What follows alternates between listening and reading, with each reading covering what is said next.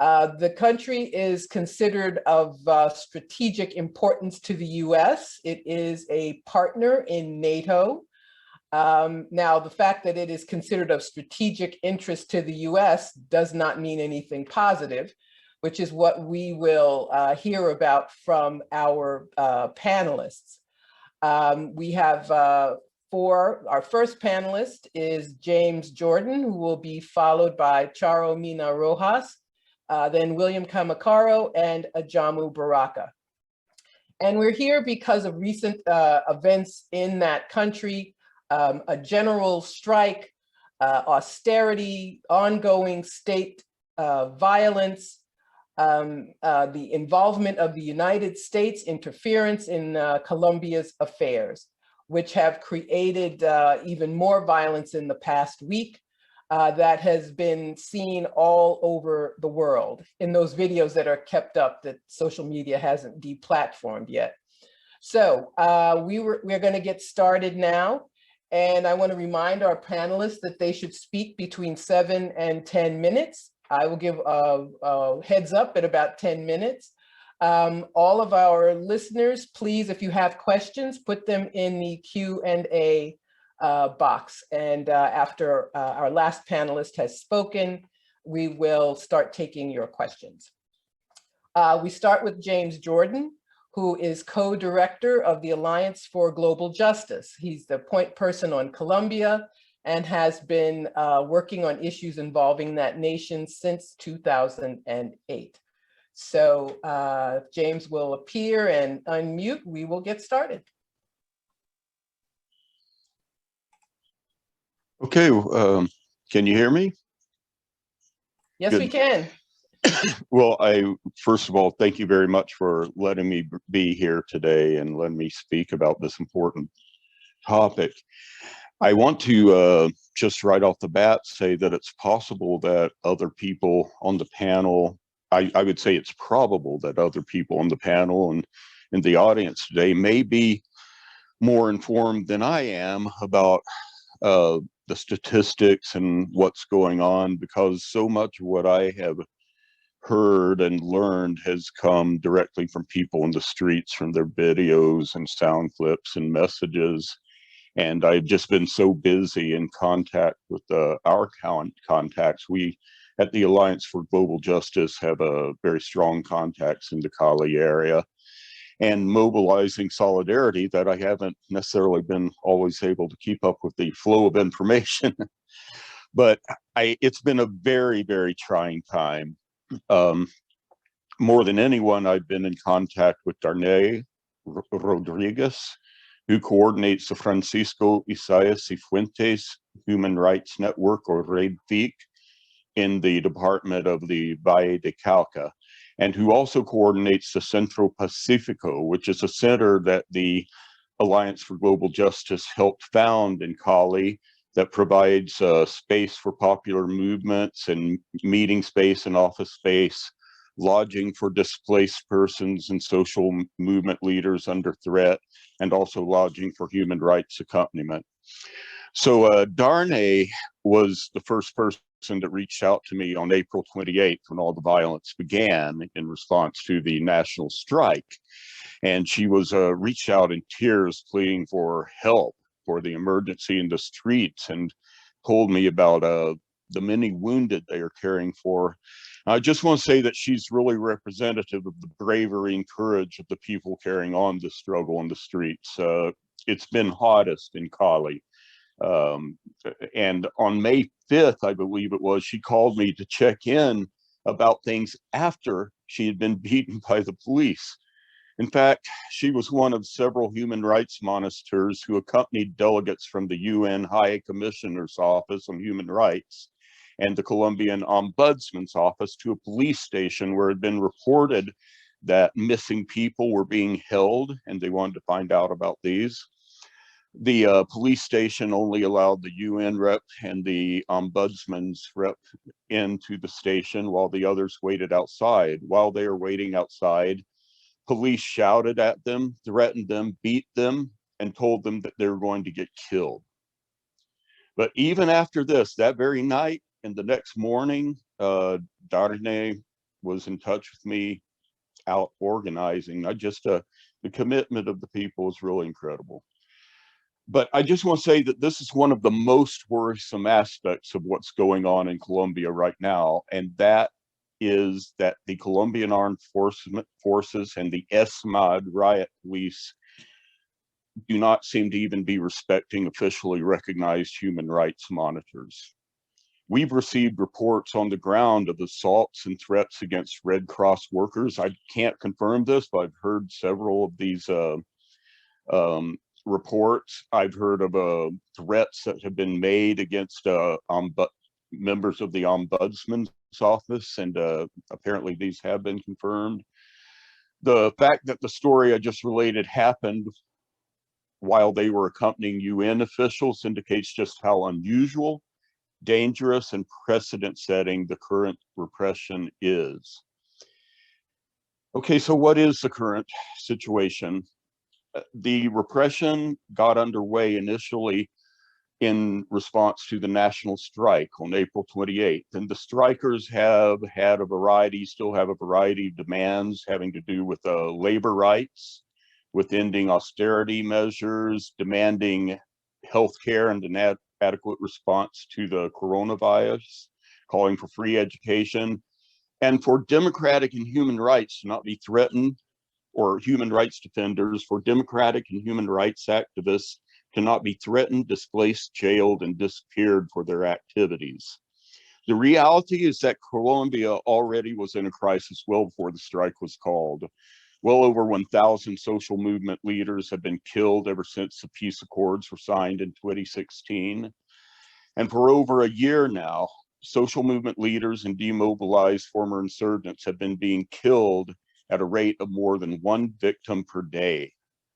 And they are killed one by paramilitaries, by members of the armed forces, and they are killed in massacres. And many of these massacres, as often as not, are at the hands of the ESMAD riot police. ESMAD was created in 1999 as an initiative of the US and Colombia via Plan Colombia, and it receives weapons and funding from the US to this day. Between its beginning and September 9th of this year, it had been responsible for the deaths of I forget, I think around 34 different protesters. On September 9th, there was a huge demonstration in Bogota after crowds witnessed a man beat to death by a policeman in the early morning hours. They took to the streets all over Bogota in demonstrations against the brutality, and ESMAD and police killed 13 people that day. Since the violence began against the national strike in Colombia today, there are different statistics I'm hearing, but I just read an article in La Voz, which is published by the Communist Party of Colombia, talking about more than 40 protesters that have been killed. I believe I saw statistics for May 4th or May 5th that were 430, but there have been new killings just last night. There's been 1,773 cases of police violence reported, more than 340 disappeared. Militaristic, I mean, the cities have been taken. Many people are calling this a coup by the Duque administration, because the Duque administration is extremely unpopular. They have not been able to get some key initiatives through while they've been in office. And of course, his mentor, Alvaro Uribe, the father of the death squad movements and a narco trafficker himself, and one of the United States' so-called best friends, Uribe is on trial right now, is facing serious charges. So many people believe that this is a coup by the Duque administration against the popular movements, against civil government. We have to understand in all of this that the United States is utterly and completely complicit. We already mentioned, Margaret mentioned the participation of Colombia as a partner in NATO, something that began under the Obama and Biden administration. The Trump administration pushed with great eagerness to undermine key components of the peace accords. And in the midst of all this violence, in the midst of a situation where more than one person is being killed every day in political violence aimed against the left, Congress, with bipartisan support, passed a military and security aid package that was the highest in 9 years. In the middle of all this, well, we need to take action. If you go to the homepage of AFGJ, Alliance for Global Justice, afgj.org, there are a couple of articles on there right now that can tell you about actions that you can take. And we are also, we're collecting funds, for street medics, and we've collected about $4,000 so far to help out with the struggle in the streets. But we need to organize beyond this. We need to organize and demand that Congress stop funding violence in Colombia. We need to make sure that people know about Colombia. We hear all the time about Venezuela, about terrible situations created by our own sanctions. But how many of us know about the thousands of people that have died of starvation in Colombia, in La Guajira, the thousands of indigenous children? How many of us know how many people are being killed every day with US support? We don't know about it. Why? Because Colombia is our best friend. We don't want regime change there, but we need to make it known. We need to make it loud and clear, and we need to build a popular movement for the peace of Colombia, for the peace of Latin America, and for the peace of the world. Thank you. Thank you. Thank you so much, James. Our next speaker is Charo Mina Rojas. She is a Colombian human rights defender with more than 25 years of activism, working with non-governmental and grassroots organizations in Colombia and internationally. Mina Rojas has served as National Coordinator of Advocacy and Outreach in the US for the Black Communities Proceso de Comunidades Negras in Colombia, and was a founding member of the Afro-Colombia Solidarity Network based in the United States. She's a recognized human rights defender and leading Black feminist scholar. Charo Mina Rojas has authored several articles on the plight of Afro-Colombian women and women in Latin America. She's a trainer, public speaker, and writer. She has provided expert testimony on human rights before the committees of the United States Congress, the Inter-American Commission for Human Rights, and various organs of the United Nations, including the United Nations Security Council, where she became the first Afro-descendant woman to testify as such before the United Nations Security Council on racial and gender violence against Black and Afro-descendant women in Colombia and Latin America. Charo Mina Rojas, unmute and turn on your camera. Thank you.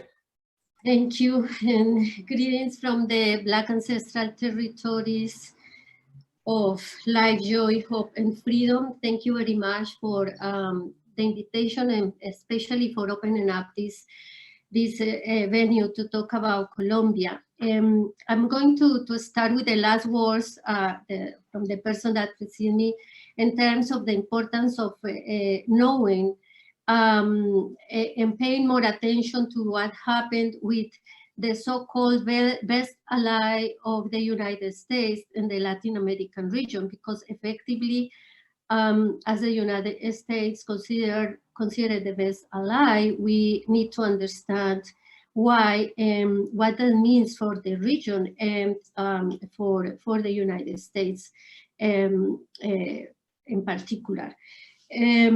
One thing that I would like to also address in terms of Colombia and the actual situation is to complement the context that you just heard, is how is this population comprised? I think that's important to know that Colombia has the third largest Black African descent population in this region after Brazil and the United States. This is a country of 44 million people, almost 45 million people, and more than 20%, quarter of this population is Black African descent people. And we have been here since late 1500s. And since then, we have been struggling against these oppressive regimes that we have been, subjected to. We were maroons on those days when African people was brought to these territories under the pretension of being enslaved. And we have been maroons since then. In 1991, there was a change of the constitution, some amendment of the constitution, and we managed to get a particular article in this constitution that allowed us to develop a series of legislation and recognition as people. And since then, we have the collective title of more of 6 million hectares of land. Someone can convert that to acres. I'm not sure how much it is, more than 14,000 acres perhaps, of land titled collective. This is very, very important for us because as we have been in these territories for centuries, holding natural resources, protecting the environment, protecting all the resources that economic interest has the eyes on. We also have been struggling to stay alive and to be recognized as people. So part of those issues have put us at the center of some of this violence that is happening today, but has been happening for centuries. During the internal armed conflict, this is something important to know also, starting in the 50 years ago, better to say. Communities Black communities were completely invisible. And suddenly, late 80s start coming all these economic interests on territories where we were located, but nobody cared before that we existed there. And since then, violence has been totally concentrated on these territories. So when we face this national strike today, we have to add, as Black African people, we have to add to the struggle in this national strike, the centuries and the decades of struggle that we have having to defend the life and the territories where we have been located for all this time.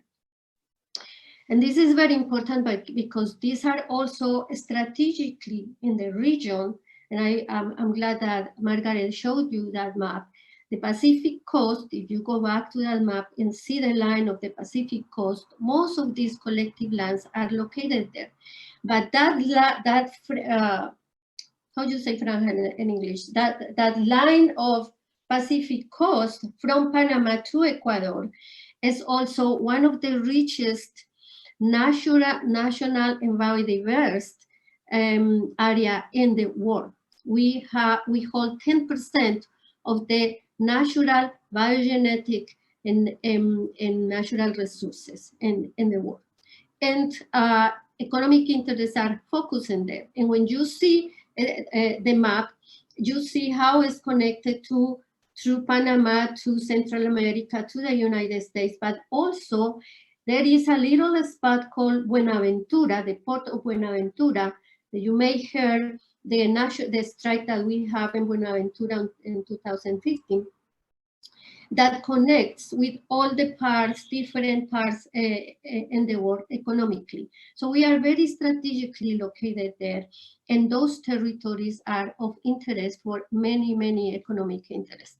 So to connect this with the national strike, we have been upfront on this strike also, and it is very important that when we hear these numbers of people that have been killed, people that have been injured, that have been taken by the police, disappeared, many of that people is Black, particularly what has been happening at the center of this strike, which is Cali. Some of those neighborhoods where you see shootings and people being killed are Black neighborhoods. These Black neighborhoods are comprised by people that have been displaced from these collective territories. So this is people, most of these people that has been forced to displacement, that have lost their lands to become, to join the impoverishment and the disenfranchisement of these areas in the northern east areas of Cali, and some in the southeast areas of Cali, which are the poorest in the city and the poorest in the country. This is the people that are today also in some of the spots that we are holding on the strike. I just came from one of them. Women mobilized today to protest against the killing of youth, because also we have to know that many of the people that have been killed are youth. It's people between 14 and 30 years old, young people, which is for us, we call it renacientes, our future. Those are our seeds. And this is the people that is today the military target of this criminal government. So I don't know how much time I have, Margaret, but I wanted to connect these realities also to pay attention when we talk about Colombia, to make sure that we understand that this is a country that holds quarter of its population is Black, with a whole history of a struggle that now has been struggling to contempt, all those economic policies, all those militarization and militarized policies that the government want to impose in the territories. We have been holding those in our territories, and sometimes, as we have been always in this racist country, that situation is also make it invisible and completely silent in the media. So it's very important for me to be here sharing this with you today, because we need to understand that when we want to mobilize and generate something, we have to understand the diversity and the different elements of the movement here, in the different elements of the struggle in this country. This is one of them, from the African descent people.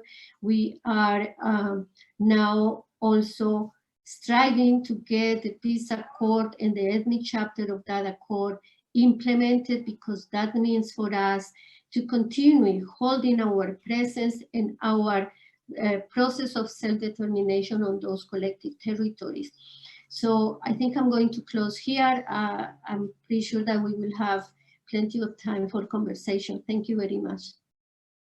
Thank you. Thank you so much, Charles. Okay, and our next speaker is William Camacaro, who is a Venezuelan American, and he's co-founder of the Alberto Lovera Bolivarian Circle of New York. He's an artist, a radio host, and activist in New York City. He is a senior analyst at the Council of Hemispheric Affairs. William Camacaro. Okay, can you hear me? Yes. Thank you very much for having me here. I think that this is a very important webinar, because what's going on in Colombia definitely is going to affect the entire region and the hemisphere. So since all these protests start against the government of Ivan Duque, so we have been able to see demonstration in New York that has been huge. Today there was a huge demonstration in Paris, and also another one is taking place right now in San Francisco, And I have some pictures already, and it's a big demo.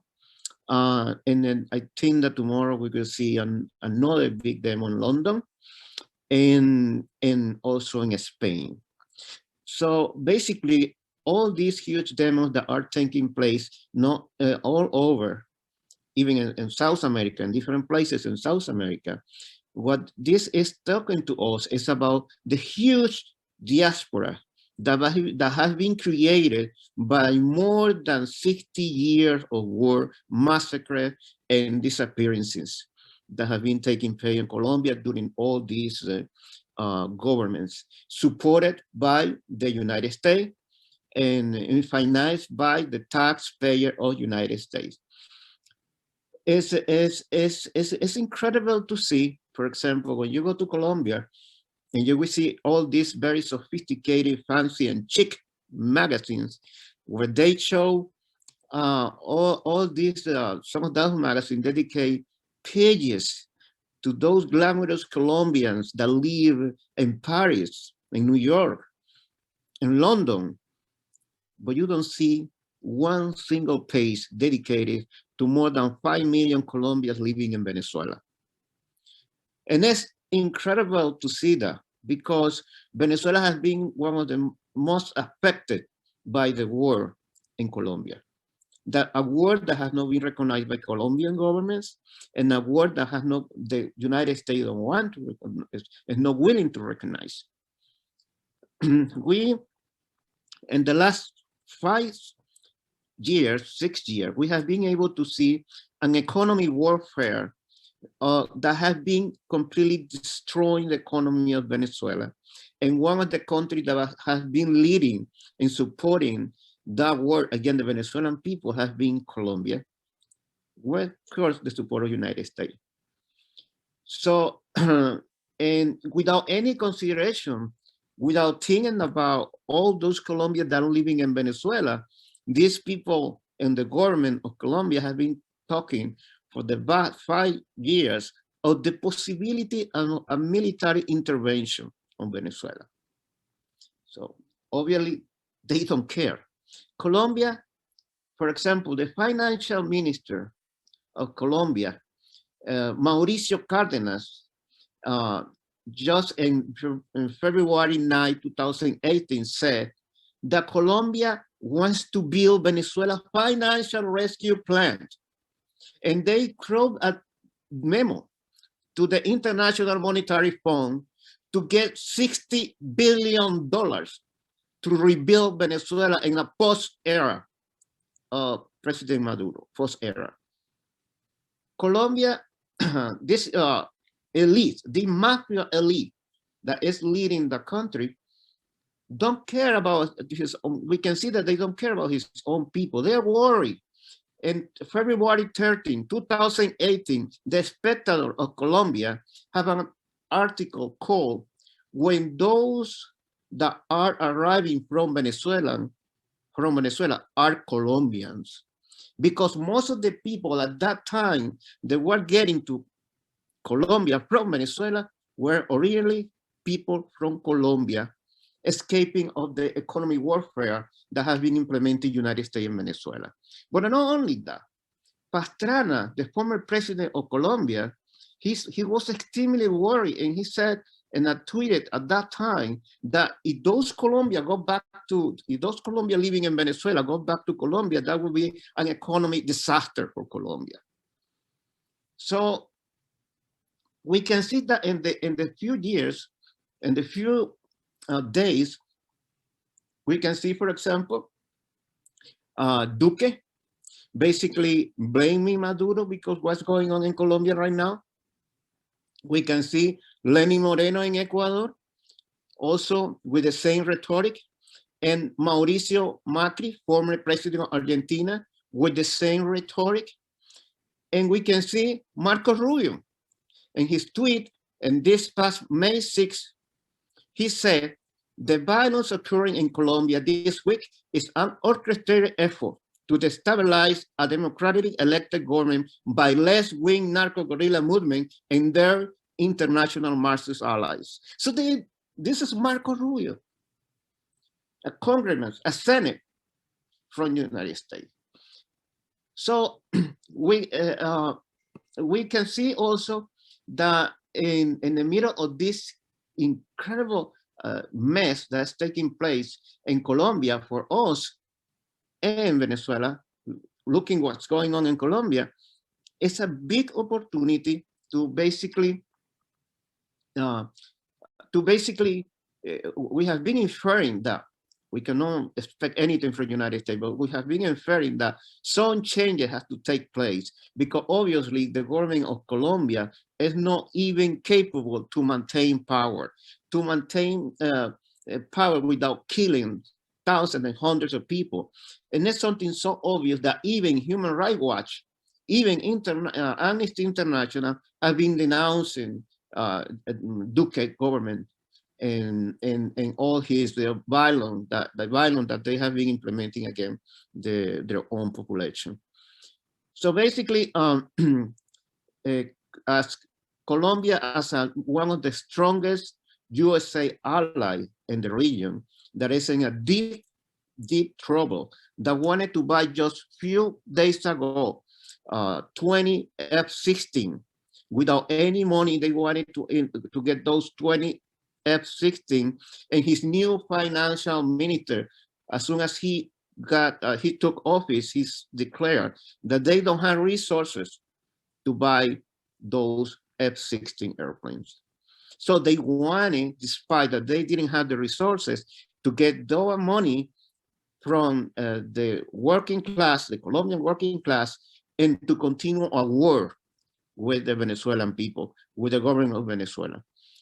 Basically, I think I have a main issue here. I think that we should, this is a message from a Venezuelan that have all his family living in New York, that have all his family in Venezuela, to all the Colombians that are living in the United States, that I don't want a war between Venezuela and Colombia. I don't want to see Venezuelan people killing Colombian people because they are into enterprise financed by United States. I think that is the need to fight together against USA imperialism and against USA intervention in Venezuela and also in Colombia. It's the only way to survive and to maintain our resources and to live with dignity. This is a message that I want to leave here because I have been basically begging to the Colombian community to organize and to do something between both Venezuela and Colombia, because we are under huge threat. Colombia already have 9 military bases, and Colombia has been suffering for more than 60 years the occupation from the United States. Thank you. I'm leaving there, and I will be waiting for questions in the section of question and answer. Okay, thank you. Thank you very much, William. Our final panelist is Ajamu Baraka. He was the Green Party vice presidential candidate in 2016.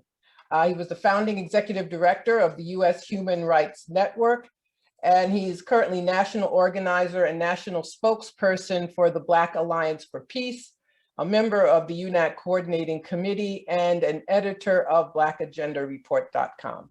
Ajamu Baraka. Thank you. Thank you so much, Margaret. And thank you, UNAC, for organizing this very important conversation at the last minute.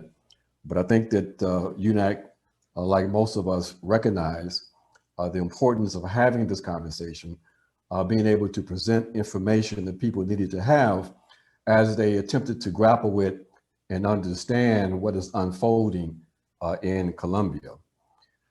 You know, I want to start, I'm going to shift a little bit with the last comments that our comrade William made from Venezuela in terms of the attempts to try to link up with progressive forces in Colombia to help them to understand more clearly the fundamental commonality of interest between progressives and radicals, if you will, in Colombia, and with the Bolivarian process in Venezuela. I raise that because I think that this experience is going to help people to understand those connections much better.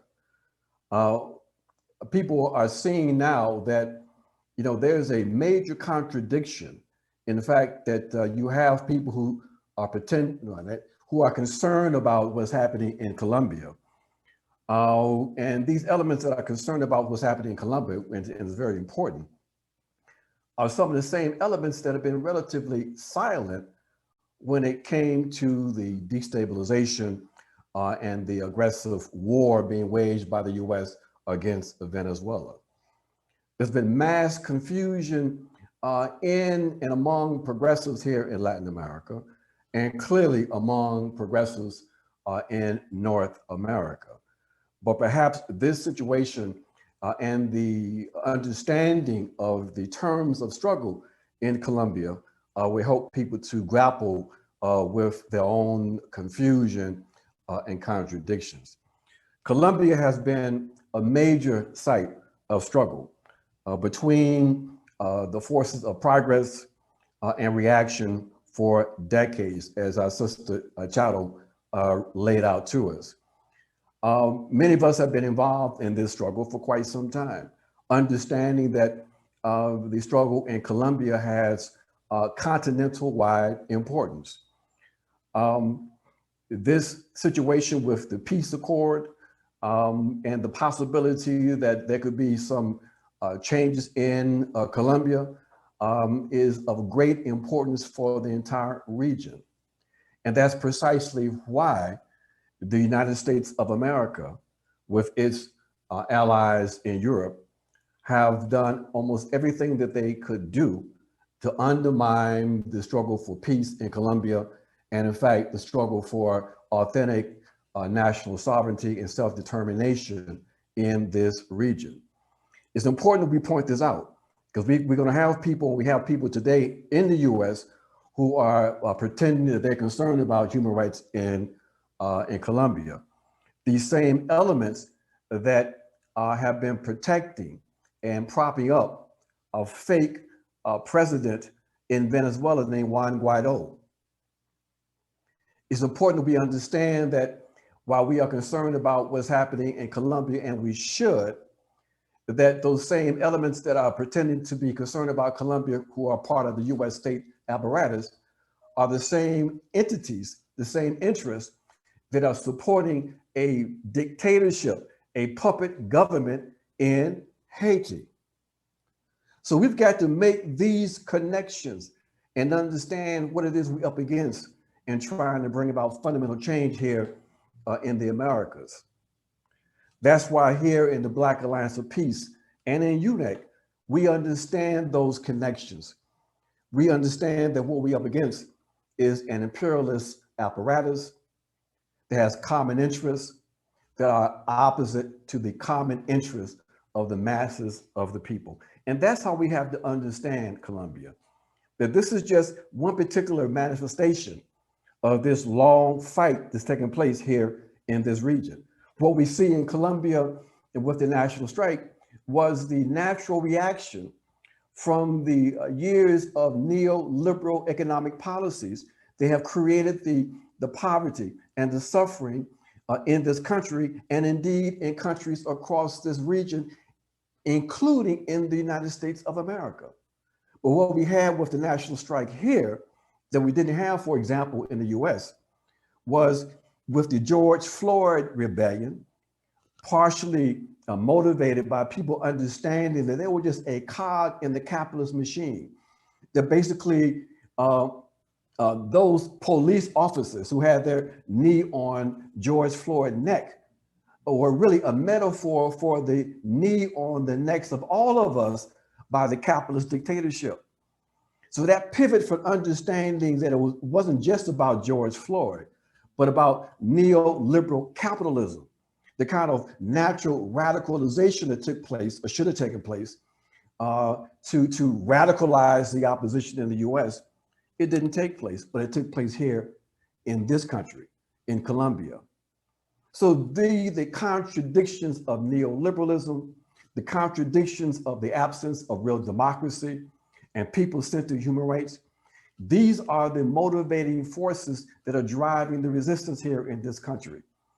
So we say to everyone, if you're concerned about Colombia, and you should be, you have to share a concern about what's happening in Venezuela. You cannot be silent about what is unfolding today also in Haiti. We raise the question in the Black Alliance of Peace. We say, look, we are happy that there's now more attention on Colombia. But we raise the question, is it because there are massive numbers in Colombia in terms of the opposition that's different from what we saw in Haiti? And we say, no. Is there more violence in Colombia than what we saw in Haiti? No, not at all. So what is the difference?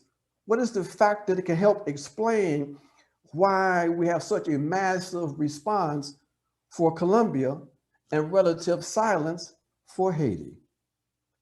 Why is it that Colombia can penetrate the bourgeois media, but cannot penetrate from Haiti the bourgeois media? What is the factor? I think we all know. And I think Sister Chado touched on it. Because in a weird way, what has happened with the Colombia struggle is it has been de-racialized also, with Black folks being pushed into the background, the narrative being some other kind of sort of traditional Latin American, racial democracy BS, And in some ways, the Northern left, including the US, have embraced this sort of left version of white saviorism, okay? So we say, if you're concerned about what's happening in Colombia, and I know you are, we've got to also confront social imperialism among the left in the US. We've got to deal with and confront and defeat white supremacist ideology. We've got to confront and defeat US centrism, okay? These are all elements that we have to deal with in the context of the United States of America, itself a settler colonial project. So we say, if you want to support the people of Colombia and support the people in Latin America, get into an organization, support an anti-imperialist project, join UNAC. If you're an African, join the Black Alliance of Peace.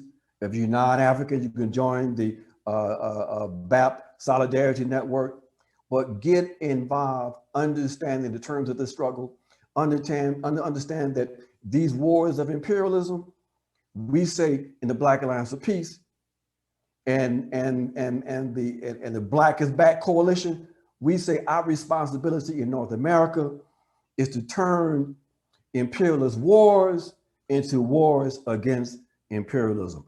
That is our responsibility. That is our task in Colombia, in Venezuela, in Haiti, and globally. Thank you. Okay. Thank you all. Thank you all very much. And our speakers, what a great job. Everybody stayed on time and on task.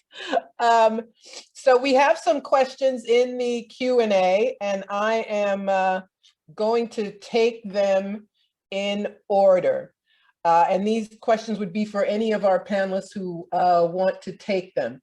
First of all, first question. Why does the US maintain and support the oppressive dictatorship in Colombia?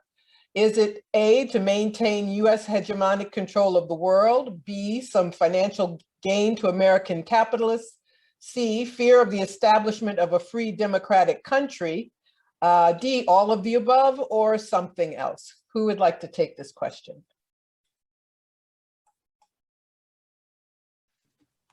Well, I think we should take that and very quickly, because I think that the question itself also provided the answers. Yes. We all know it's all of the above, okay? So we appreciate those comments to basically help to crystallize this even more. But it's all about US hegemony. It's all about the control of the world by the pan-European colonial capitalist white supremacist project. And we know that the only way that we're going to defeat this project is through massive struggle. And we know that it's going to be pushed back from the enemies of humanity, coming from that same pan-European colonial project. So, you know, it's all the above, you know, and so I think the task for us on this call, I think it's quite clear, but other people might want to comment. Anyone else want to speak on this? What I just want to say, yeah, I agree. It's all the above. And the thing is about Colombia, that's really important, is to understand the degree it has become a partner in empire worldwide. It is, as we saw by the map, coasts on the Atlantic side, on the Pacific side. It's a doorway to Latin America. But Colombia, under the Obama administration, entered into a special relationship with the United States that has had it patrolling, its troops patrolling with US troops, coast and airspaces of West Africa, of Central America. They have become part of NATO. They've sent troops to Yemen. They've sent troops to Afghanistan. And Colombia has trained, I don't know exactly, but something like 50,000 soldiers, police, and jail personnel around the world, especially in Latin America or in Central America and Mexico.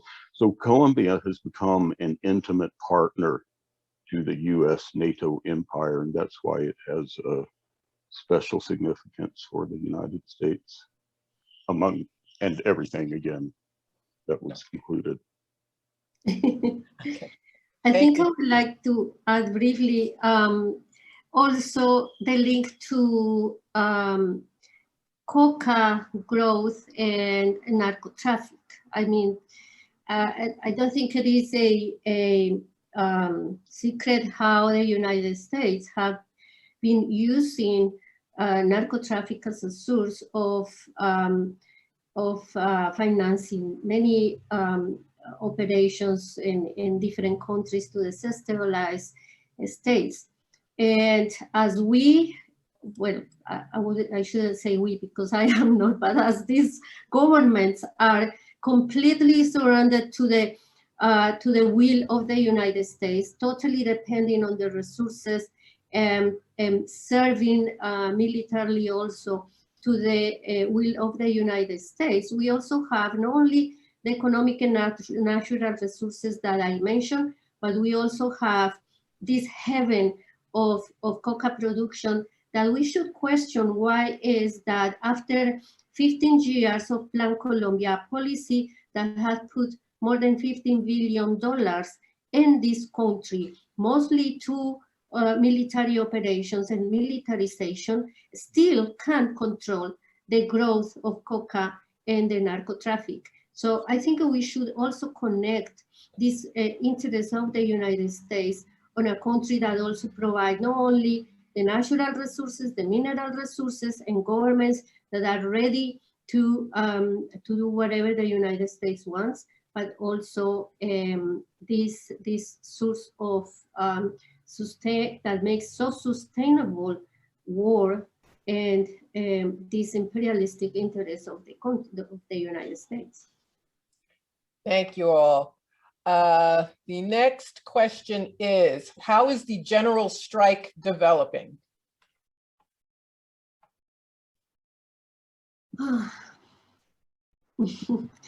Well, I should say, just briefly,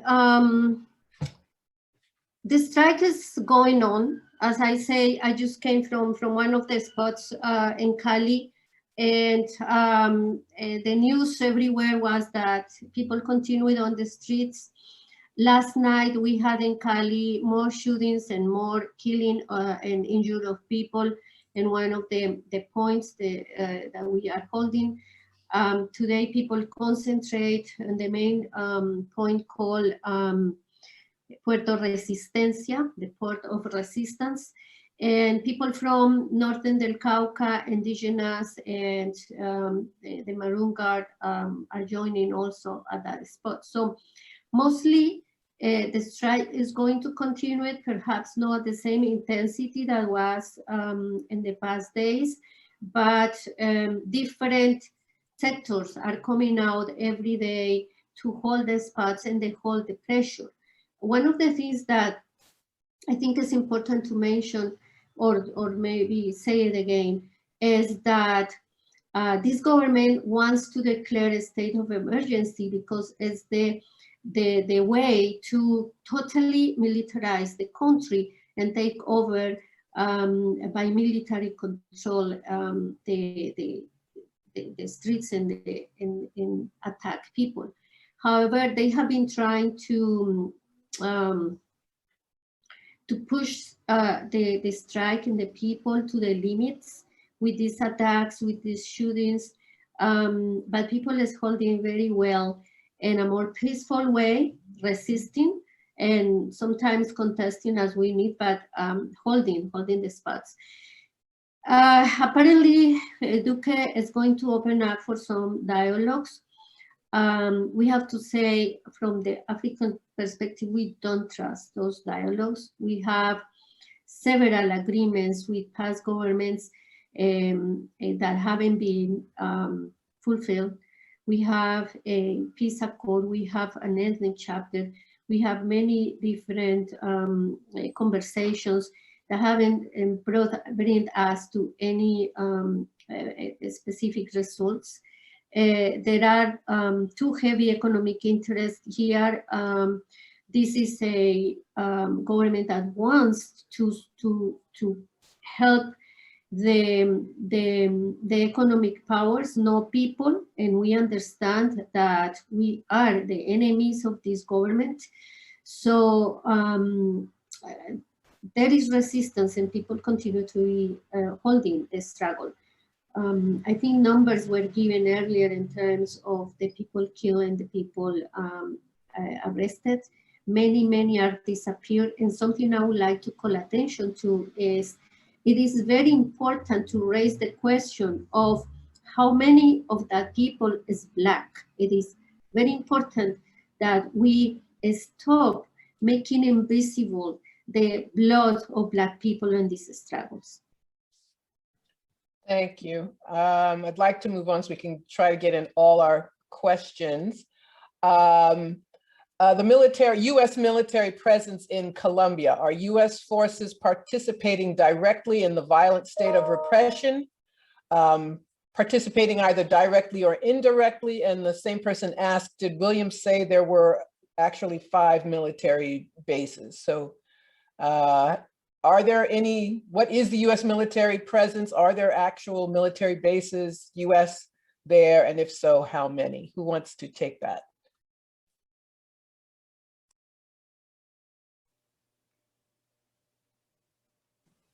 I could talk a little bit about that. Just, I know the top of my head. Williams said, I believe, 9 military bases. Truth is, U.S. military has access to anywhere they want to go, And again, one has to understand the presence of the U.S. in terms of the degree to which Colombia itself acts as a proxy for the U.S. elsewhere. But I can say that the highest concentrations of troops in Colombia and also of U.S. advisors are in the southwest, in the region that includes Cali and along the border with Venezuela. And one has to understand that when Duque himself went into office, right before he took office and right after he took office, he went to Florida to visit with the people at Southern Command. While he was taking office, there was a changeover in the leadership of the Southern Command. And I believe I'm correct in saying that the last place the commander of the Southern Command visited was Colombia, and the first place the new commander visited was Colombia. So I don't know of anything about U.S. Troops actually taking part in the repression right now. But again, all of this is happening with U.S. funding, U.S. advice, U.S. training. I remember one time being in the hills in Colombia, way out in the country, and Colombian military coming to where we were meeting, suddenly coming in on the town, and they are all carrying canteens marked USA. I remember hearing anecdotally about Colombian troops committing massacres in the Naya region between say, you know, in the mountains between Cali and Buenaventura, actually a little north, but a massacre that was happening. Friends of ours were actually there giving a human rights training, and well, not a massacre, but the military came in attacking, and they talked about there were like a very gringo looking advisors with the Colombians. So this is the general atmosphere going on there in regards to US involvement. The Colombian military does nothing that the US doesn't know about, basically. That sums it up. Lest we forget, there are 800 US military facilities around the world. Next question. Please speak to the links of activists who are taking the struggle to the streets of Bogota and other cities, and left-wing elected officials in the tradition of Congressman and Unionist Wilson Borja, who are pushing for change from within the system. Is anyone familiar with Wilson Borja and this can answer this question?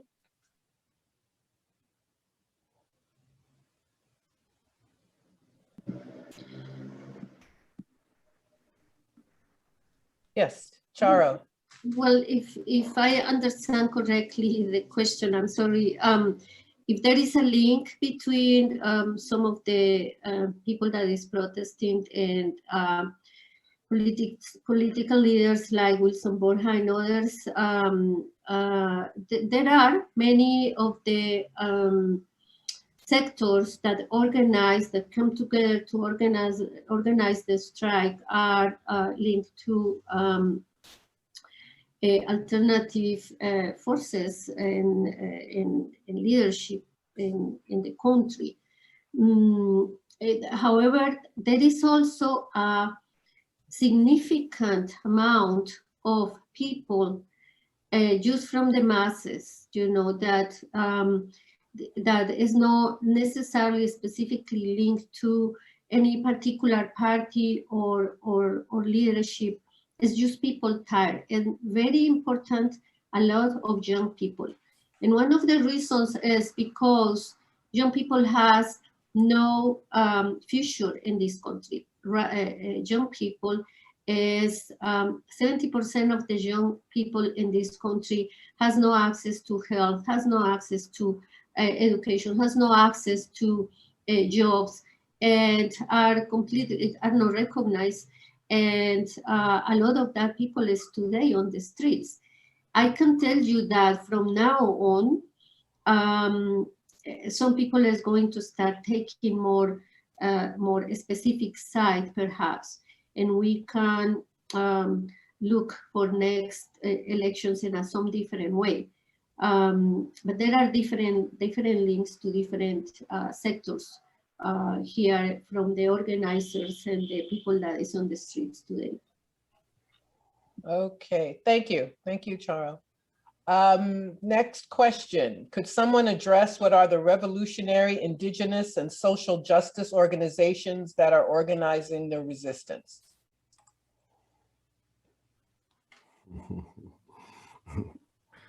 Well, you know, that is a drama. Someone can maybe speak to that. You know, one thing about this work here in the region that people have to be reminded of, who are still in the North, is that, you know, there's relative space for certain kinds of oppositional work. And, you know, in some places like in Colombia, you know, there is the danger level for oppositional forces a little bit more intense than we might find right now in North America. It's getting that way in North America, but right now there's more quote unquote democratic space, if you will. You know, there are a number of forces that are involved in oppositional politics here in this space. There are forces that are part of the national strike that are responsible for organizing this national strike. So if anybody else wants to talk more specifically, then they can, but I think we need to keep, you know, the stuff in mind when we talk about these different spaces that we are operating in, especially when we're trying to provide, you know, solidarity and protection for folks. Over. Okay, I'd like to move along if that's okay. I want to try to get everyone's question in. What are some of the online resources that you would recommend sharing with people who don't know much about Colombia to learn about the history of US imperialism in Colombia and social struggles of resistance generally and of Afro-Colombians specifically? So online resources.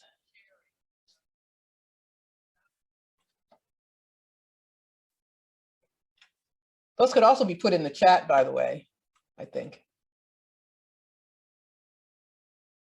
I've seen some in the chat, but if someone could quickly mention a good source and put it in the chat.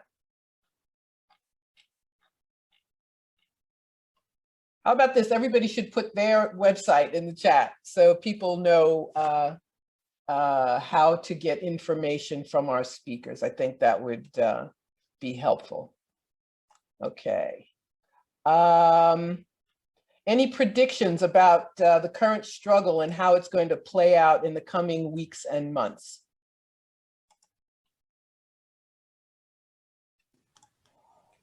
Well, I could start to say that basically the struggle will definitely continue, but we have to understand that because the stakes are so significantly high that while the government might and probably will enter into some kind of dialogue with whatever forces, we remember that this is the contradictions here are structural and historical, and that you're not going to resolve the issues of grinding poverty, of the lack of autonomy among with various groups, with the challenge of real sustainable economic development without real fundamental change in this country and throughout the global South, and indeed in the North. These contradictions are not going away. They're only going to intensify because the global dictatorship, they have no answers beyond public relations stunts, okay?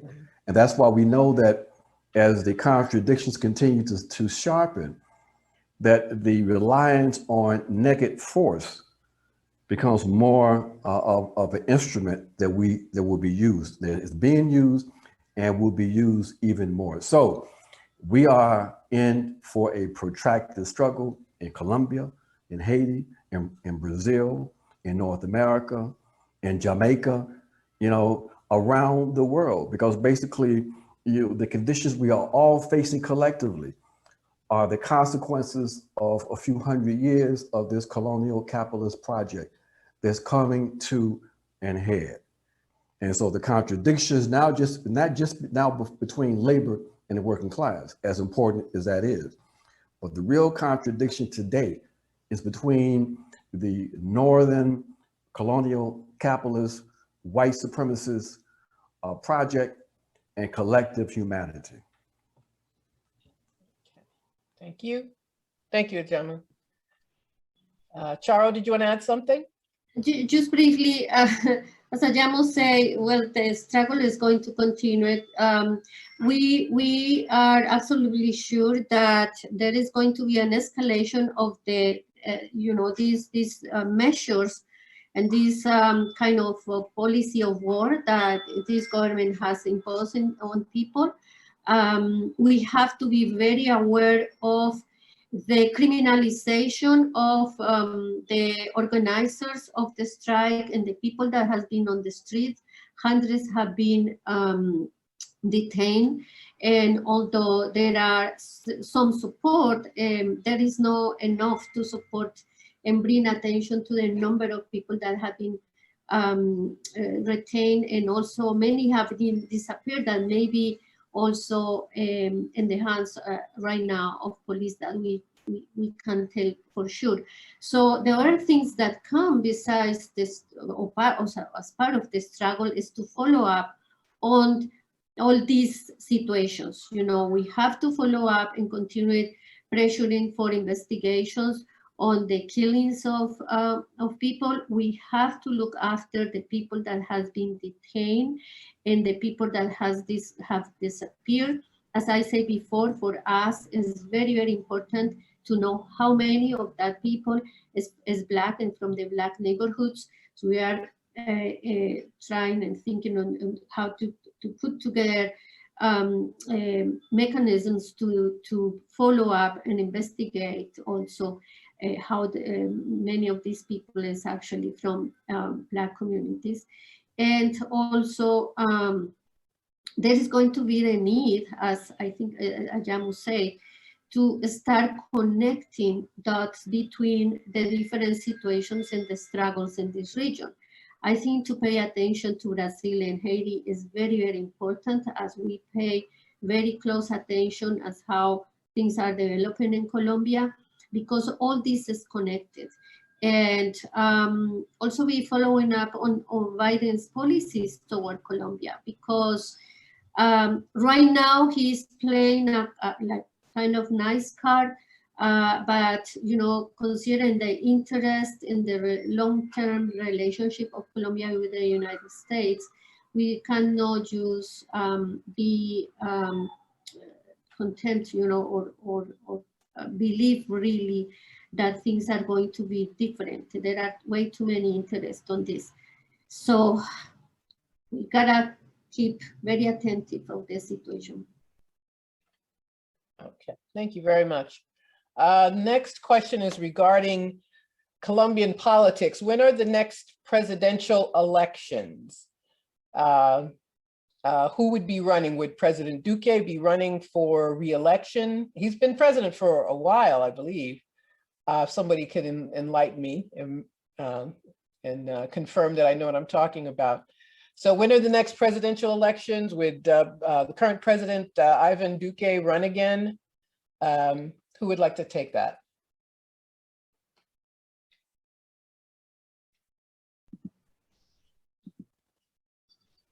They're roughly a year from now. I'll defer to Charo. I'm sure she knows more, but they're roughly a year from now. Duque's supposed to run. He'll probably run against Petro. Gustavo Petro is the main center-left opposition candidate, and he's looking to lose. This is part of the reason that people are calling this assault right now as something of a coup, but let me turn it over to Charo. I'm sure she knows more. No, you were right. This president was elected in 2018. He goes until 2022. So next year we will be holding elections. Right now there is a coalition of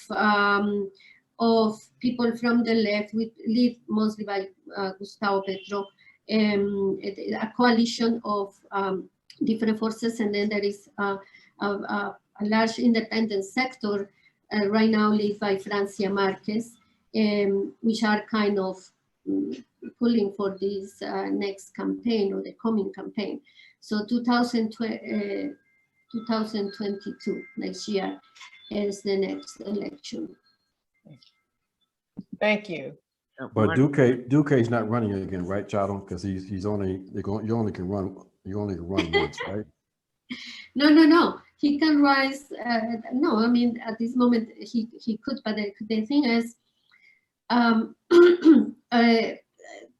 his party is going to pull out a candidate, and we will have to see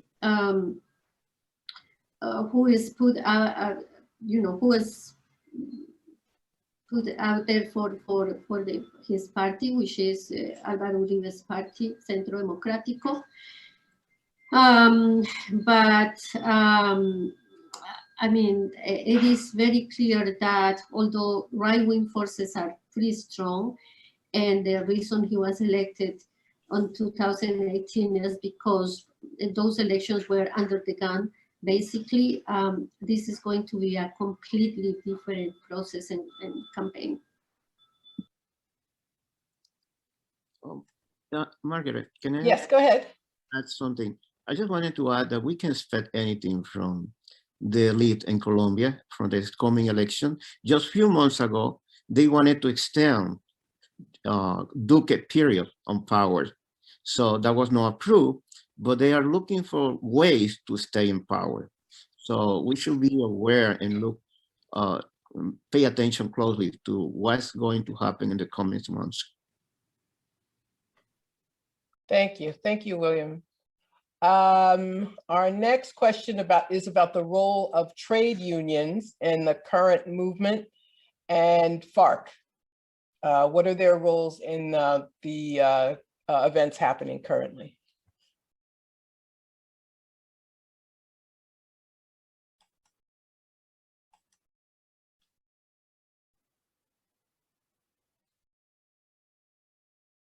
Anything? Labor unions and FARC. Well, of course, trade unions have been very important because they're in a central part. The CUT, the CUT, the largest confederation, is a central part of the strike committee, and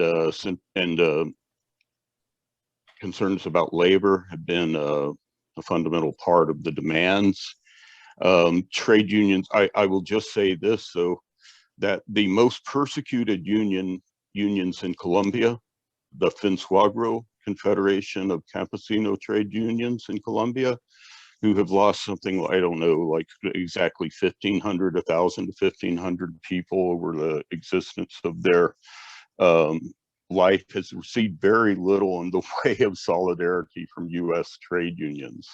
And I just want to call attention, we're taking a delegation of trade unionists in Colombia in August to meet with unions there about how we can support the movement there and the demands of the strike and demands of labor everywhere, and to really build a U.S. solidarity with Colombian trade unions that is independent of the U.S. government-funded Solidarity Center, which has actually worked against solidarity with radical trade, with class-conscious trade unions like FINSUAGRO, and invite any unionists to join us for that. Thank you. If there are no additional comments on that question, next is the current, how would you describe the current situation for indigenous populations in Colombia?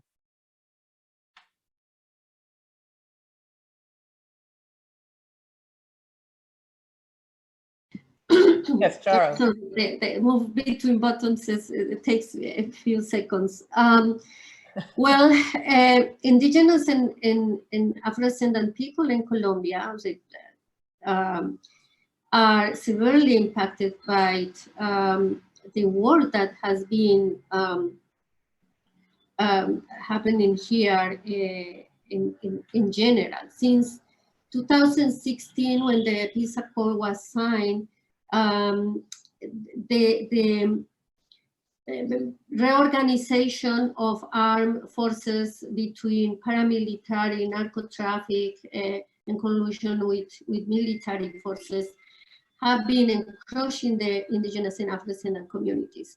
And 40% of the attacks against social leaders, human rights defenders, are against indigenous and Afro-descendant people. And there is also a severe increase on disappearances and killing of young people. And I cannot stress this enough. Young people is right now, as it is women, the center of this violence and this war. The Black Communities Process documented just last year 440 cases of violence against Black Afro-descendant people in the country. And we had 3 massacres of youth last year, 17 youth killed in a matter of 2 months. We had 90 people had been assassinated between 19 and 30 years old in this country, all of them Black.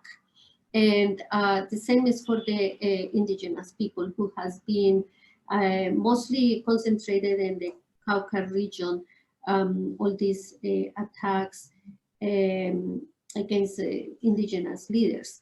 So the situation for us here is very complicated, very dangerous. People is criminalized. Now the Maroon and Indigenous Guards are also called terrorists. And the Minister of Defense is calling the young people the war machines. That says a lot in a country where young have become the military target of many police and military operations. And also young women, young indigenous and Black women, the center of sexual violence, very, very young, from the age of 6, 8 years old. I'm talking about babies, which for us, as I said earlier, is very significant, because what we feel is that our renacientes, our seeds, have been attacked. And we are about to call this a genocide. You know, we are at the center of this war. And not just this strike, but generally speaking. And they are now focused on our seeds, our renacientes, the people that is going to be holding these flags of struggle once we are no anymore up front. So it is very, very dangerous. Thank you. Is there any, I've seen in the chat, people are giving information about solidarity protests. Is there any, or perhaps somebody has already put in the chat or could again, is there any central clearinghouse where people can get information about solidarity events?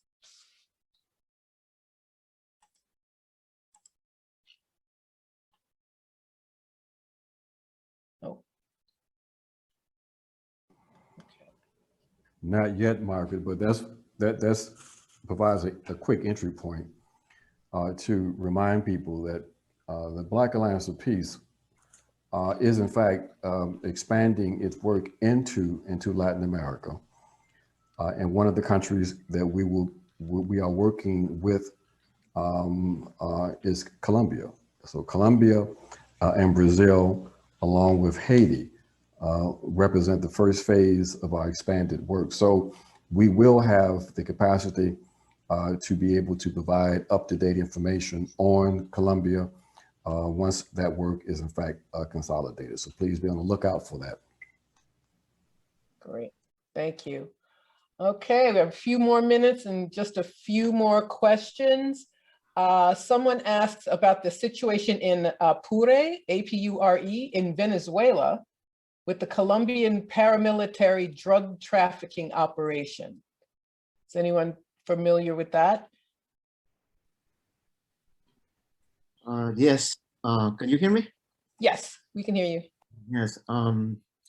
Basically, a dissident group of the FARC that was working with the intelligence, the Colombian intelligence, penetrate the Apure state, and they basically were processing cocaine in Venezuelan territory. They were also putting mines all over their campaign, the place where they were located. And also, what basically happened is that the military, the army, took over all the area, arrested around 40 members of the paramilitary group, and there was a confrontation where around 12 Venezuelan soldiers died in that amount of period. It's a very interesting conflict because it looked like they want to introduce the Colombian conflict to Venezuela, the paramilitary and narco traffic to Venezuela. It's not only in Apure, it's also some problems. Venezuela has been facing some similar problems in La Guajira, that is an area in the Zulia state. But for right now, is under control by the state.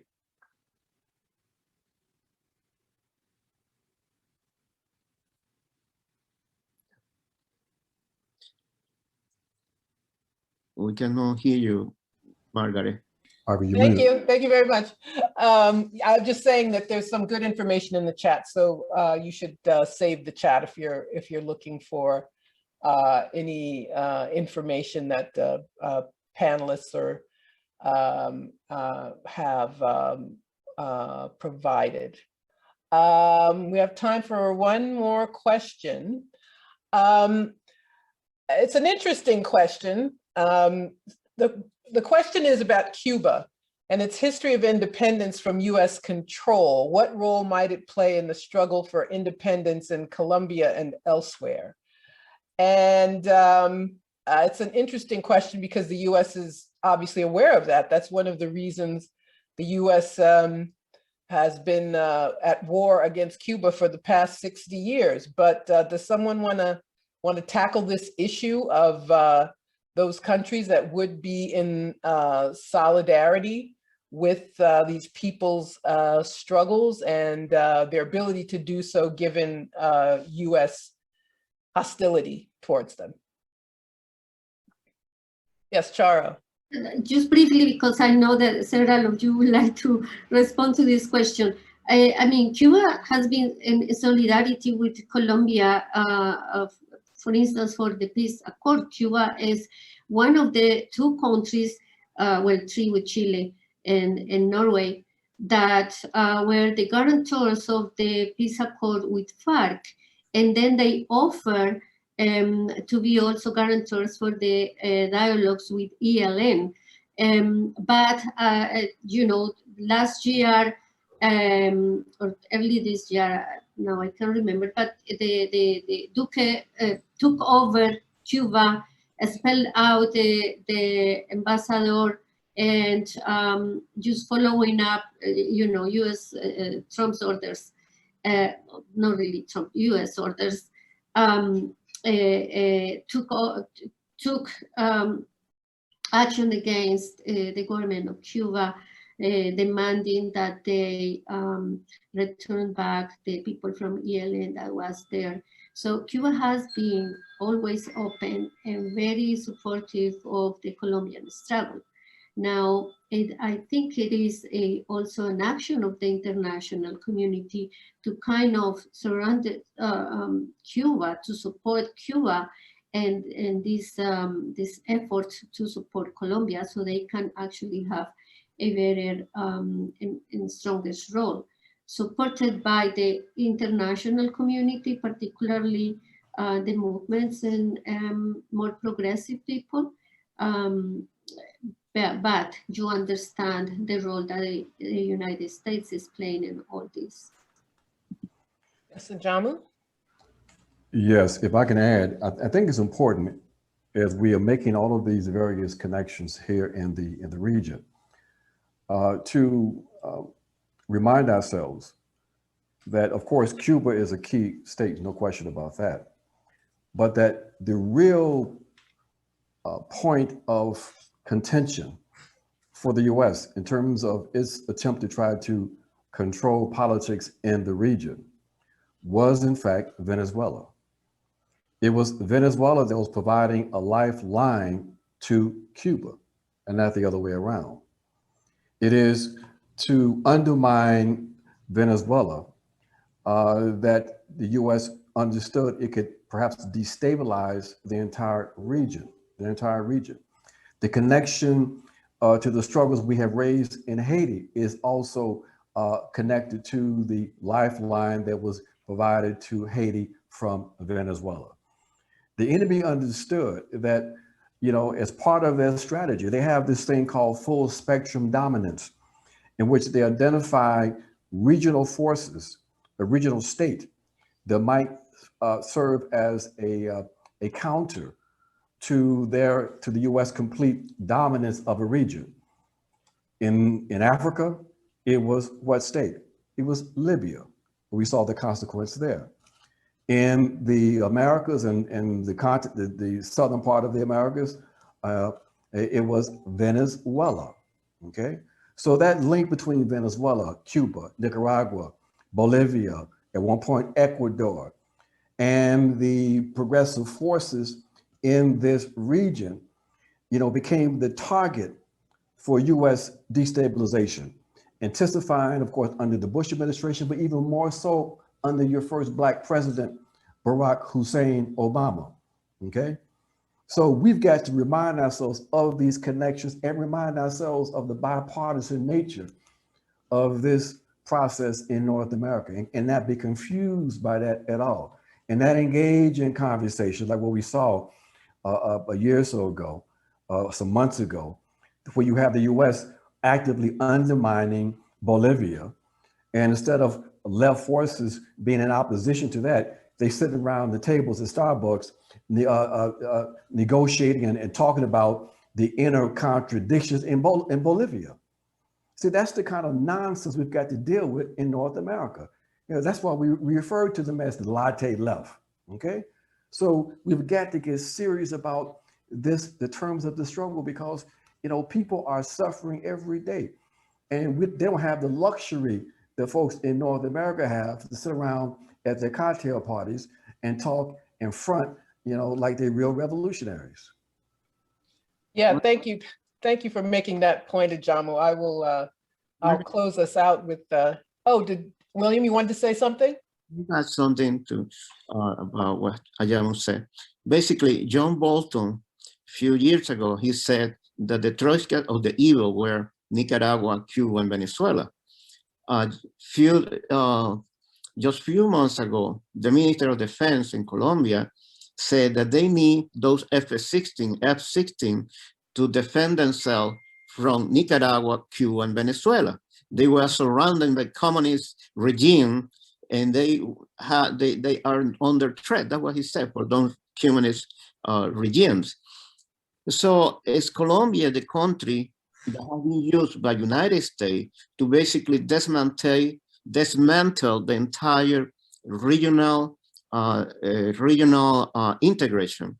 And one of the first institutions that was completely dismantled by United States using the Colombian elite was the UNASUR.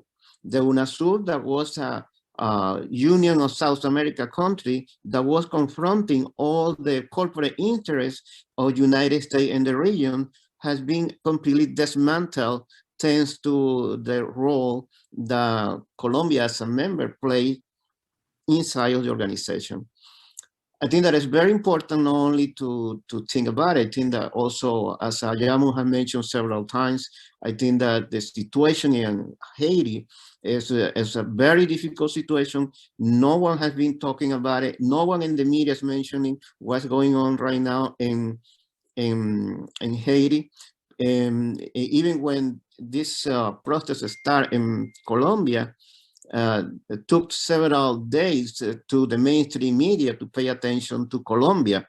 Imagine if the same situation that happened in Colombia is happening right now, happening in Venezuela. The mainstream media will just take over the entire news, and you will be just listening news about Venezuela.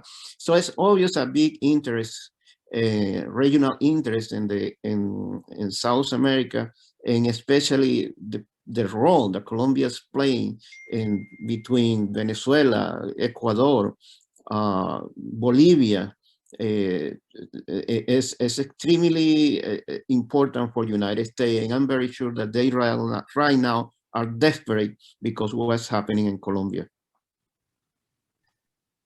Thank you. Thank you so much. And we are out of time. We went over a little bit. Someone from Dublin. Hello, glad you joined us.